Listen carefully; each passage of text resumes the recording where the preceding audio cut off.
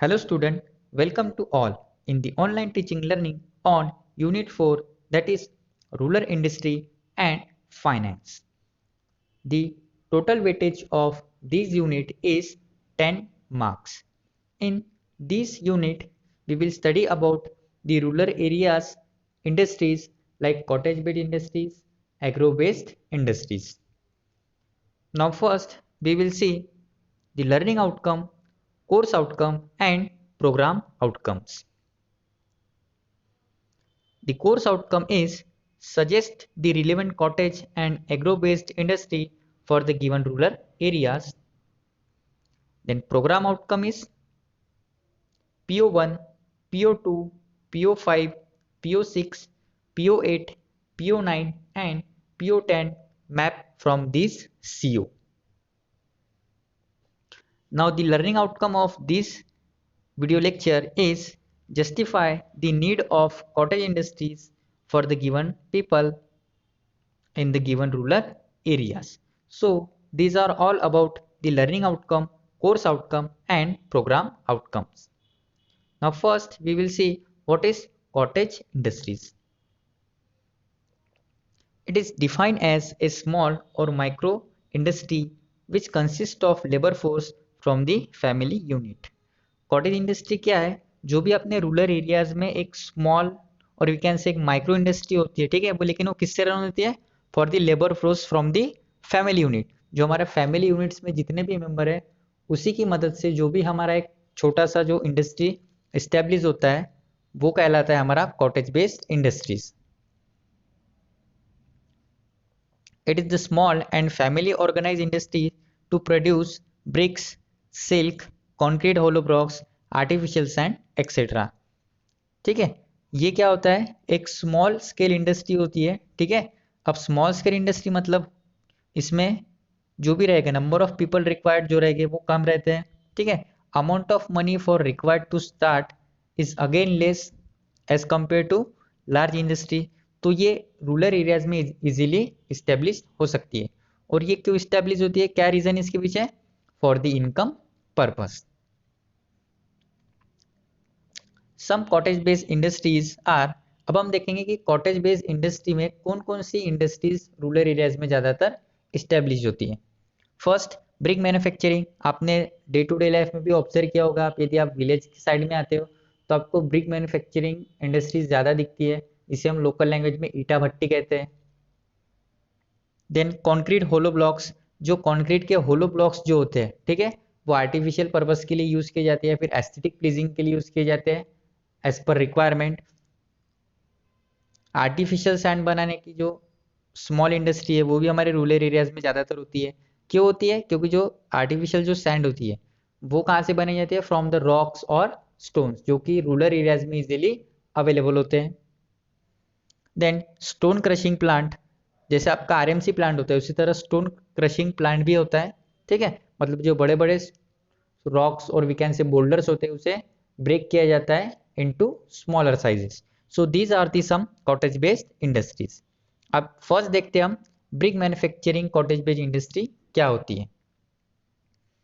First, bricks are very common building material. ये आप सभी लोग जानते हैं कि without bricks we can not build any structure, or we can say we cannot bifurcate मतलब इन द सेंस किसी भी स्ट्रक्चर को बनाना है और उसे यदि मुझे डिवाइड करना है तो मुझे क्या बनाने पड़ेंगे? Partition wall. और पार्टीशन वॉल किससे बनती है? With the help of bricks. Then these bricks are used for construction of houses, buildings, compound wall, manhole chamber and many other structure. ये जो ब्रिक्स है ये वेरियस स्ट्रक्चर के कंस्ट्रक्शन में काम आती है. लाइक बिल्डिंग्स में भी यूज आती है, कंपाउंड वॉल में भी यूज आती है, मैन होल चैम्बर जो होता है, ठीक है, उसमें भी यूज की जाती है, और like many other structures. Material required for brick manufacturing are clay, fly ash, lime and coal. कौन कौन से मटेरियल मेनली रिक्वायर्ड होते हैं for the manufacturing of bricks? First हमारा क्ले होता है, like it is the main mixing of earth soil, dust, sand etcetera. Flash जो होता है, ठीक है, जो हमारा पावर प्लांट से जो कोल आफ्टर बस्टिंग जो भी हमारा रेसिड्यू मिलता है वो होता है हमारा फ्लैश. लाइम लाइक चूना और कोल। ठीक है, ये कुछ इंग्रेडिएंट होती है जो यूज की जाती है at the time of manufacturing of BRICS. अब आप देख रहे हैं इस तरह का इमेजेस, ये भी एक क्या है आपकी ब्रिक मैन्युफैक्चरिंग प्रोसेस होती है। ठीक है, जो हमने सीएमए में पढ़ा हुआ है। ठीक है, मोल्डिंग, हीटिंग, ब्लास्टिंग एक्सेट्रा। ठीक है, इस तरह का आपने देखा होगा। यदि आप विलेजेस एरियाज में यदि आप जाते हो कहीं तो आपको इस तरह का देखने को मिलेगा। ठीक है, तो यही होती है आपकी ब्रिक मैन्युफैक्चरिंग इंडस्ट्री, जो कि स्मॉल इंडस्ट्री के अंडर में आती है। ठीक है, अब हम देखते हैं कि site selection for brick manufacturing industry.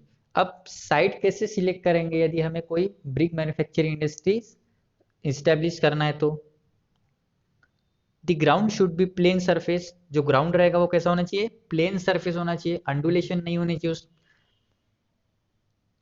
Surface में। Then the side of brick manufacturing should be connected with road for transportation of material. क्या होना चाहिए, जो आपकी साइड रहेगी, ठीक है, वो किससे कनेक्ट होना चाहिए, विथ रोड। किस चीज के लिए, for the transportation of material. जो भी रिक्वायर्ड मटेरियल लग रहा है वो इजीली वहां पे रीच होना चाहिए, या फिर आफ्टर मैन्युफैक्चरिंग जो ब्रिक्स है हम उसको इजीली वहां से ट्रांसपोर्ट करते हुए आना चाहिए, तो उसके लिए हमें रोड क्या रहेगा, नेसेसरी रहेगा। Then good bricks earth should be available near the bricks manufacturing industries.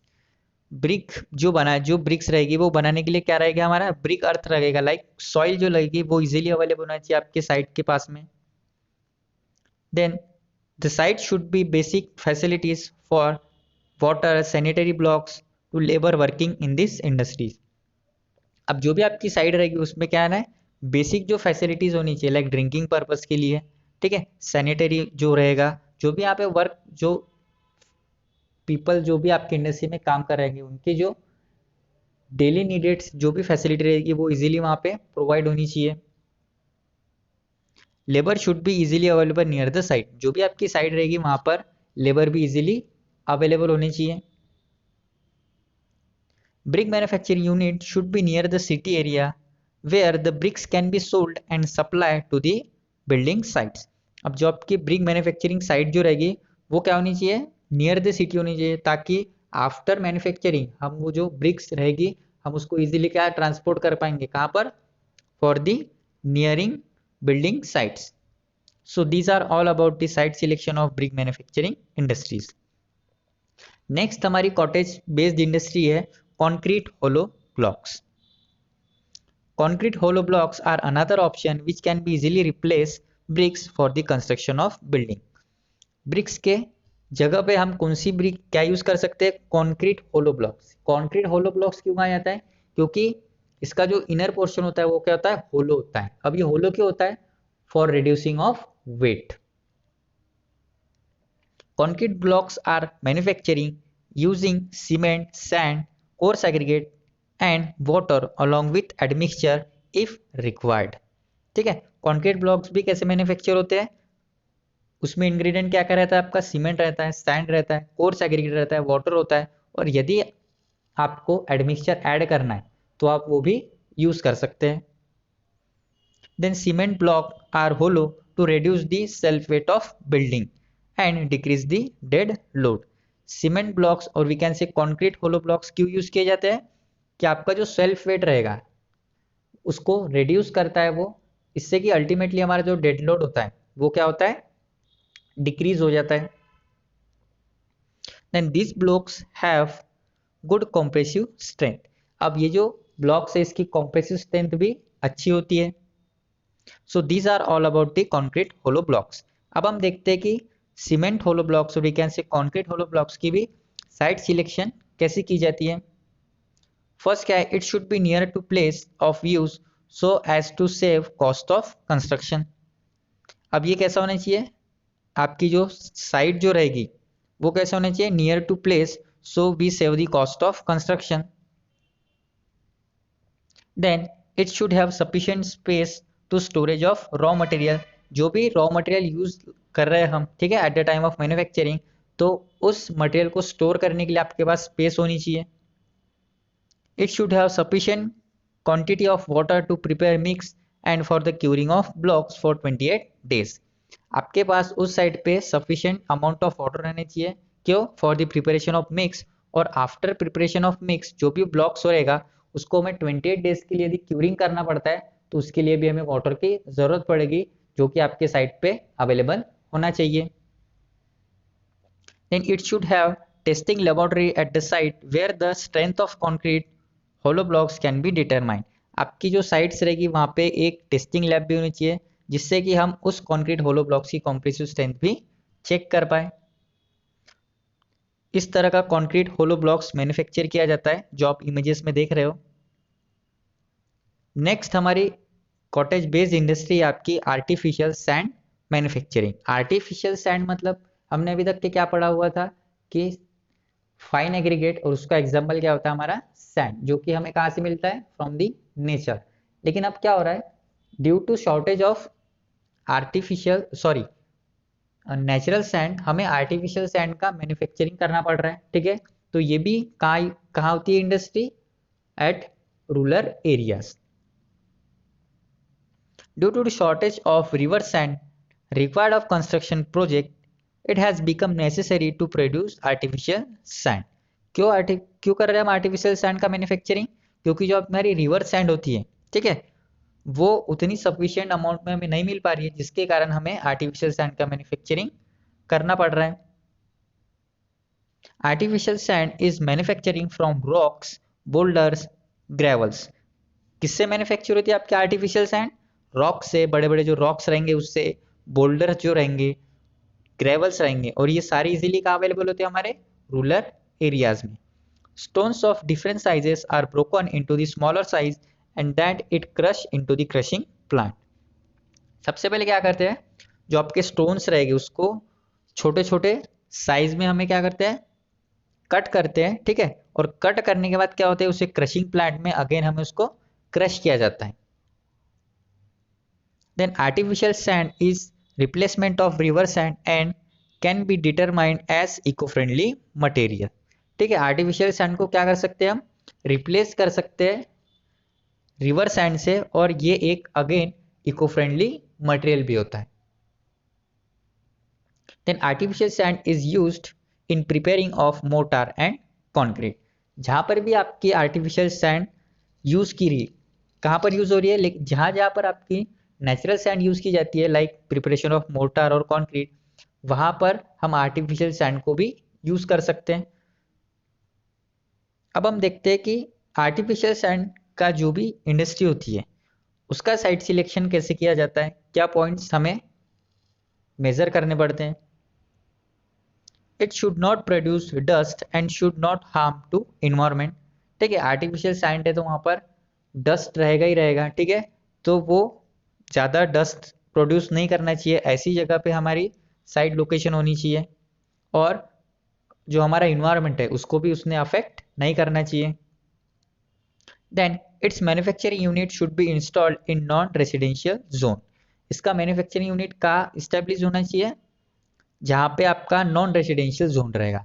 अगर रेसिडेंशियल जोन में यदि हम इसको इस्टेब्लिश करते तो इससे क्या होगा? डस्ट भी फॉर्म होगा, ठीक है, साउंड भी फॉर्म होगा, जिसके कारण जो वहाँ पे लिविंग पीपल है वो, और जो उनकी लिविंग स्टैंडर्ड रहेगी वो डिस्टर्ब हो सकती है। Then it should be the area where raw material is available naturally. Plant कहाँ पे इस्टेब्लिश होना चाहिए? जहाँ पे आपका जो रॉ मटेरियल है वो इजीली अवेलेबल होना चाहिए नेचुरली। इसमें हमारा क्या क्या मटेरियल नेचुरली मिलेगा? हमें हमें क्या लगेगा? रॉक्स लगेगा, बोल्डर्स लगेंगे, ग्रेवल्स लगे, जो कि हमें इजीली नेचर से ही मिलते हैं। Then it should be well connected by road to supply sand to the site for construction। अब ये क्या होना चाहिए? ये भी आपका जो प्लांट रहेगा उससे रोड कनेक्ट होना चाहिए, ताकि हम जो भी हमारी सैंड मैन्युफैक्चर होगी उसको इजीली क्या कर सके? ट्रांसपोर्ट कर सके to the side of construction में। अब इसके लिए हमें क्या लगेगा? रोड्स लगेंगे। It should have sufficient space for installation of crushing plant. आपका जो प्लांट रहेगा आर्टिफिशियल सैंड का, वहाँ पे इतना सफिशिएंट स्पेस होना चाहिए कि हमारा जो क्रशिंग प्लांट रहेगा वो भी वहाँ पे इजीली इंस्टॉल हो सके। क्रशिंग प्लांट का काम क्या होता है? जो भी आपके बोल्डर्स या फिर रॉक्स है उसको आपने स्मॉल साइज में क्या कर दिया? ब्रेक कर दिया तो उस ब्रेक जो स्मॉलर साइज जो ब्रेक्स रहेगा उसको क्या करता है, वो क्रश कर सकता है। क्रश करने से क्या होता है, वो एक तरह का सैंड का जो पार्टिकल साइज रहेगा उस साइज में वो मैन्युफैक्चर हो जाता है। So these are all about the artificial sand. Then summary of this video lecture is basics of cottage industries in rural areas.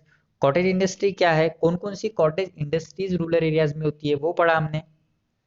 Then basic and site selection of brick manufacturing, concrete hollow blocks and artificial sand. So these are all about this video lecture. इसके ऊपर most of the time questions आते हैं कि right the selection criteria for brick manufacturing industries, right the site selection criteria for concrete hollow blocks. Thank you.